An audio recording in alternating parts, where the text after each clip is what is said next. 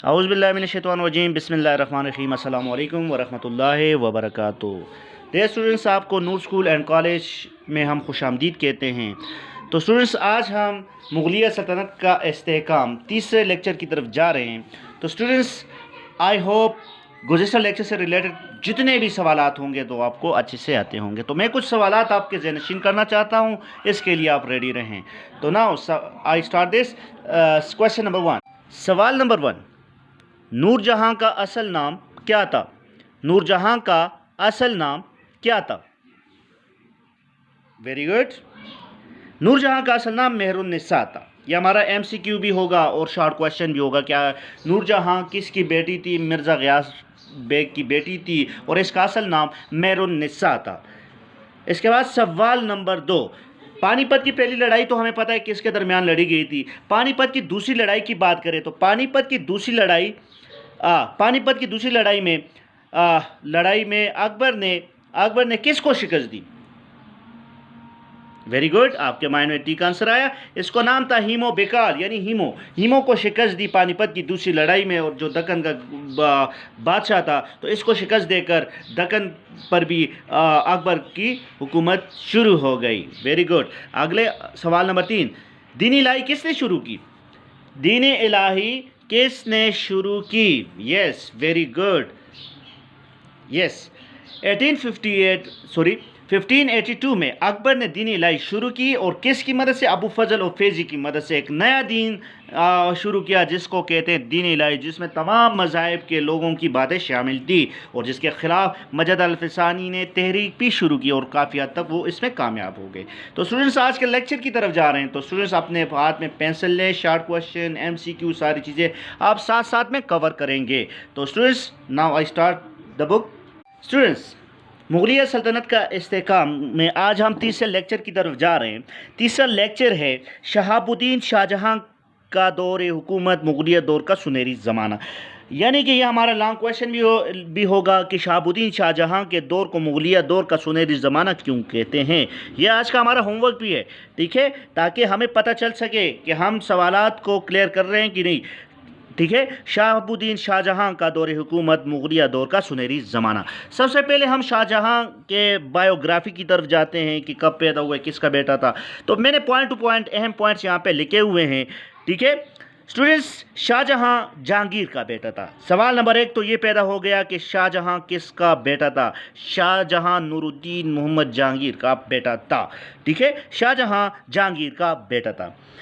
Number 2، اس کا اصل نام کیا تھا؟ یعنی شاہ جہاں کا اصل نام کیا تھا؟ اس کو ہم شہزادہ خرم یعنی خرم تھا، یعنی اس کا نام خرم تھا، اور وہ 5 جنوری 1592 کو لاہور میں پیدا ہوئے۔ اس کو بھی انڈر لائن کریں، کہاں پر پیدا ہوئے؟ 5 جنوری 1592 کو لاہور میں پیدا ہوئے، ٹھیک ہے۔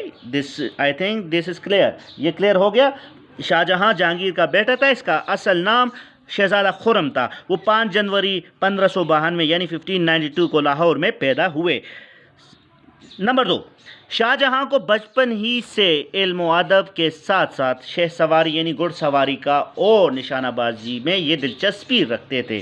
کس میں؟ شہ سواری اور نشانہ بازی میں یہ کافی زیادہ ماہر بھی تھے، اور ساتھ میں علم و ادب کے بہت دلدادہ تھے، شوقین تھے۔ پوائنٹ نمبر 3، شاہ جہاں کی شادی آصف خان کی بیٹی، یعنی یہ بھی تاریخ میں بہت زیادہ اہمیت کا عامل ہے کہ آصف خان جو کہ انجمن بانو کے باپ تھے۔ اچھا جی، شاہ جہاں کی شادی کس سے ہوئی؟ دس از اندر کویشچن۔ شاہ جہاں کی شادی آصف خان کی بیٹی انجمن بانو بیگم سے ہوئی، جو تاریخ میں ممتاز محل کے نام سے مشہور ہے۔ انجمن بانو کس نام سے مشہور ہے؟ تاریخ میں ممتاز محل کے نام سے مشہور ہے، ٹھیک ہے۔ شاہ جہاں کی شادی آصف خان کی بیٹی انجمن بانو بیگم سے ہوئی، جو تاریخ میں ممتاز محل کے نام سے مشہور ہے۔ یہ تو تھا پوائنٹ نمبر 3۔ پوائنٹ نمبر 4، شاہ جہاں کے دور کو مغلیہ دور کا شاہ جہاں کے دور کو مغلیہ دور کا سنہری زمانہ کہا جاتا ہے۔ کیوں کہا جاتا ہے؟ اب یہ اس کا آنسر، یہ ہمارا شارٹ کویشچن ہوگا کہ شاہ جہاں کے دور کو مغلیہ دور کا سنہری زمانہ کیوں کہتے ہیں۔ شارٹ کویشچن یہاں پہ ہی کلیئر ہو گیا کہ شاہ جہاں کے دور کو مغلیہ دور کا سنہری زمانہ کہا جاتا ہے کیونکہ اس کے دور میں مغلیہ سلطنت اپنے پیک پر تھی، عروج پر تھی، عروج کو پہنچ چکی تھی اور ملک بھر میں امن و امان اور خوشحال کا دور دورہ تھا. تو اس وجہ سے یعنی کہ خوشحالی تھی، ہر طرف خوشحالی تھی، اور ساتھ ساتھ میں شاہجہاں اپنے سلطنت کو وسیع سے وسیع تر کرتا گیا. تو مین کے سمپل اس دیش کے تمام لوگ خوشحال تھے، ملک میں امن و امان بھر پاتا. تو اس وجہ سے شاہجہاں کے دور کو مغلیہ دور کا سنہری زمانہ کہا جاتا ہے.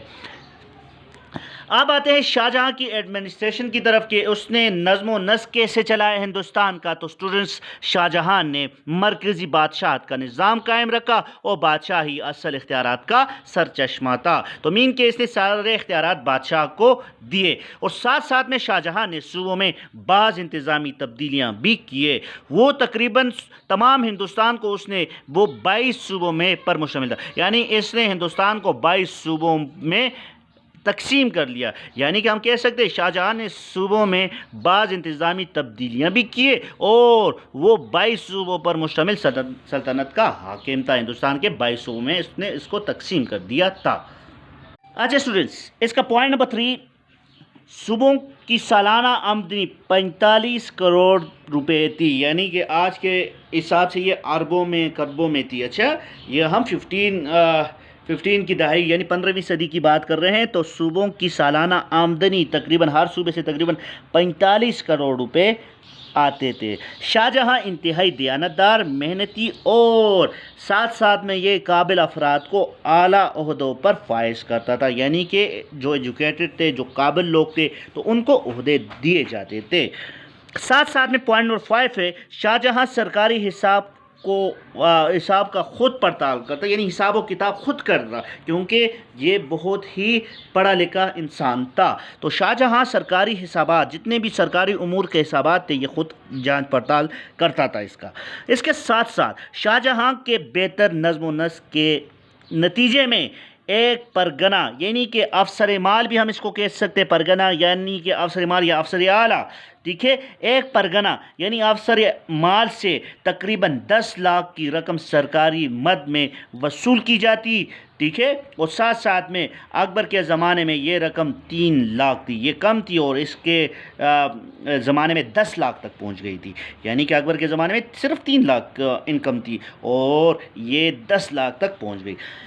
اس کے ساتھ ساتھ شاہجہاں ایک بہترین مالیاتی نظام کا قیام عمل میں لایا اس نے، یعنی شاہجہاں ایک بہترین مالیاتی نظام کو متعارف کروا چکا تھا ہندوستان میں. ساتھ ساتھ میں فوجیوں کی کل تعداد تقریباً 4,40,000 تھی.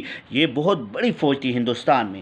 اس نے فوج کو بڑھا دیا تھا، تقریباً 4 لاکھ کے قریب سپاہی اس کے پاس تھے، یعنی کسی بھی قوت کو آسانی کے ساتھ مات دے سکتا تھا.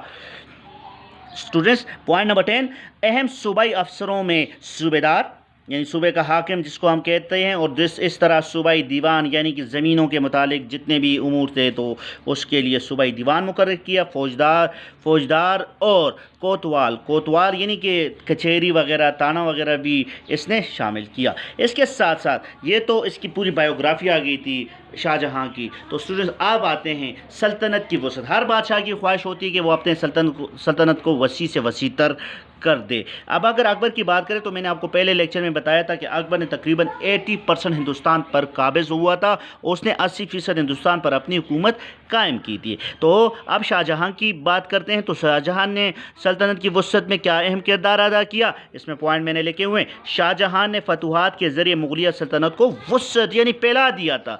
اس کے ساتھ ساتھ پوائنٹ نمبر 2، شاہجہاں نے دکن کے خلاف جارحانہ حکمت عملی اپنائی، یعنی کہ بہت ایگریسو ہو گئے تھے. دکن جو کہ زیادہ تر شیعہ آبادی پر منحصر تھا.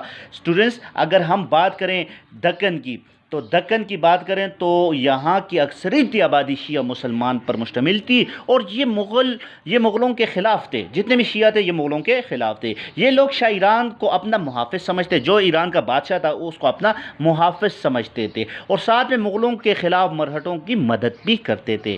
ان وجوہات کی بنا پر شاہجہاں نے دکن کو فتح کرنا چاہا. تو اس نے کیا کیا، اس نے احمد نگر کو فتح کرنے کے بعد اس کے اور بھی کچھ ایسے اسٹیٹ ہے جس میں بیجاپور، گولکنڈہ کے حکمرانوں کو خط لکھ کر اور بادشاہ کی بالادستی قبول کرے.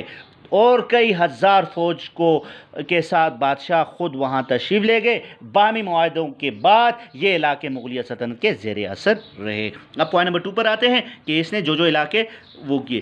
شاہ جہاں نے قندھار پر بھی قبضہ کیا، قندھار جو کہ موجودہ افغانستان میں ہے، تو شاہ جہاں نے قندھار پر بھی قبضہ کیا، لیکن ایرانی حاکموں کی شدید مخالفت پر قندھار کا علاقہ ہاتھ سے نکل گئی۔ میں نے آپ کو پہلے بتا چکا ہوں شاہ جہاں نے اپنے آباء و اجداد کی نسبت ہندوستان کی سلطنت میں خاطر خواہ اضافہ کیا، یعنی جو اس کے باپ داداؤں کی جو سرزمین تھی اس میں کافی زیادہ وسعت بھی پیدا کر دی تھی۔ اسٹوڈنٹس اب آتے ہیں ثقافت و فن تعمیر کی، یعنی فائن آرٹس کی طرف آتے ہیں۔ اسٹوڈنٹس پہلے میں آپ کو یہ بتانا چاہتا ہوں کہ مغلیہ تاریخ میں شاہ جہاں ایک ایسا بادشاہ گزرا ہے جس نے تعمیرات میں بے حد دلچسپی کا اظہار کیا۔ تو اسٹوڈنٹس اس نے تعمیرات میں دلچسپی کے حوالے سے شاہ جہاں کے خصوصی مقام بھی حاصل ہے۔ تو شاہ جہاں کے عہد کو، یعنی کہ یہ میں نے لکھا پوائنٹ 1 کو، شاہ جہاں کے عہد کو یعنی دور حکومت کو اہم عمارتوں میں آگرہ کا تاج محل انتہائی خوبصورت عمارات میں سے ایک عمارت ہے، جو کہ دنیا کے 7 عجوبات میں ایک عجوبہ بھی ہے، یعنی ونڈر آف ورلڈ میں دنیا کے 7ویں عجوبے پر یہ آتا ہے۔ یہ انسانوں کا بنایا ہوا ایک عجوبہ ہے۔ عجوبے تو موسٹلی وہ قدرتی طور پر بنے ہوئے ہوتے ہیں، لیکن اس کو انسانوں کا بنایا ہوا ایک عجوبہ ہے۔ کہا جاتا ہے کہ یہ اسپیس خلا سے بھی نظر آتی ہے، اتنی خوبصورت ہے کہ یہ اسپیس سے بھی بآسانی نظر آ جاتا ہے۔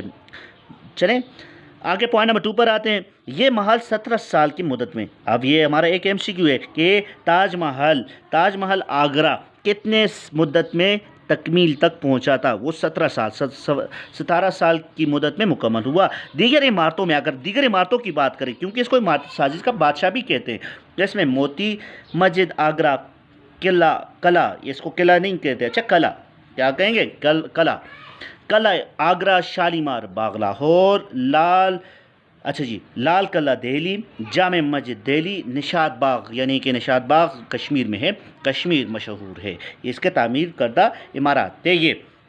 نمبر 3، شاہ جہاں کو بجا طور پر عمارت سازی کا بادشاہ کہا گیا ہے، کیونکہ اس نے کافی زیادہ، شالیمار باغ ہم نے دیکھا ہے لاہور میں، ٹھیک ہے، اور ساتھ میں تاج محل کی بات کریں، مسجد آگرہ کی بات کریں، قلعہ آگرہ دہلی، یہ ساری چیزیں آتی ہیں اس میں۔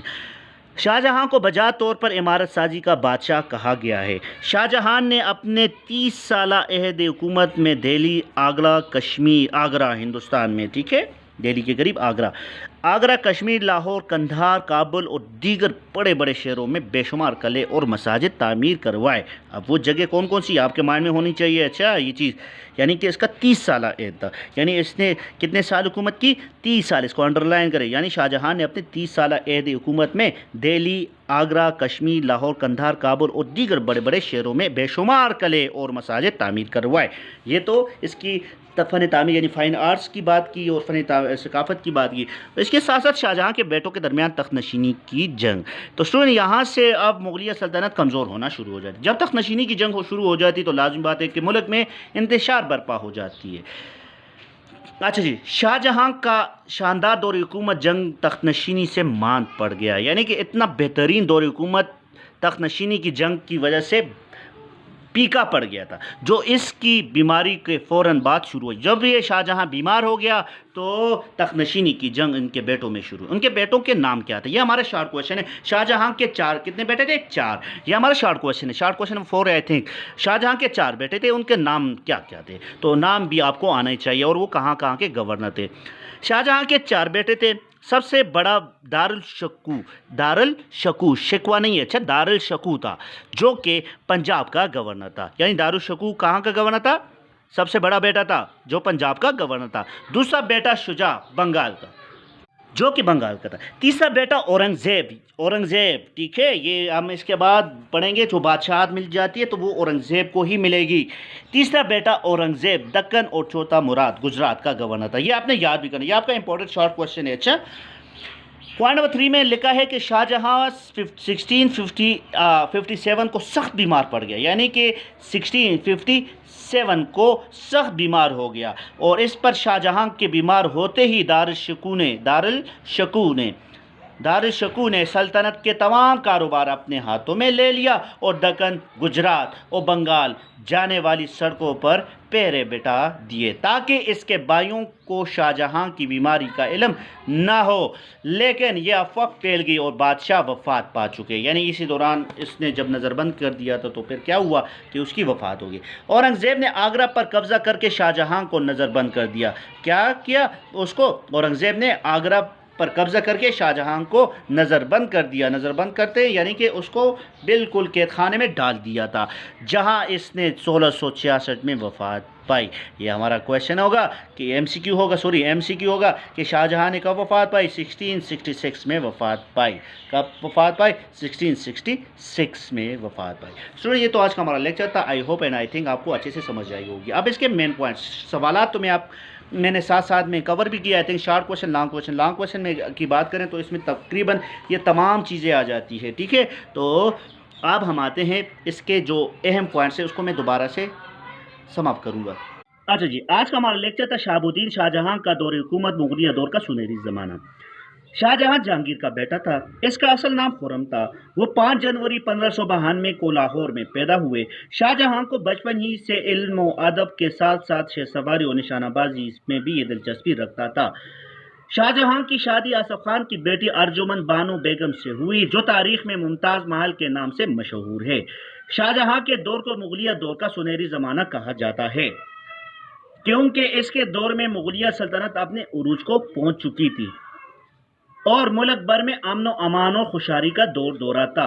नज्म नस्क की बात करें तो शाहजहां ने मरकजी बादशाहत का निज़ाम कायम रखा। बादशाही असल इख्तियारात का सरचश्मा थे।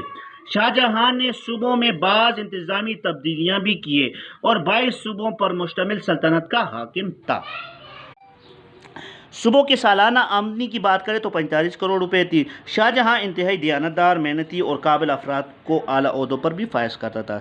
पॉइंट ऑफ 5 है, शाहजहां सरकारी हिसाब को खुद पड़ताल करता था। शाहजहां की बात करें तो शाहजहां के बेहतर नज़्म नस्क की नतीजे में एक परगना तकरीबन 10 लाख की रकम सरकारी मद में वसूल की जाती थी और अकबर के ज़माने में ये रकम से 3 लाख थी। शाहजहां एक बेहतरीन मालियाती निज़ाम का क़याम अमल में लाया था और साथ में फ़ौजियों की कुल तादाद तकरीबन 4,40,000 थी। इन सूबाई अफसरों में सूबेदार, सूबाई दीवान, फौजदार और कोतवाल वगैरह शामिल थे। सल्तनत की वसअत की बात करें तो शाहजहां ने फतवात के ज़रिए मुगलिया सल्तनत को वसअत दी।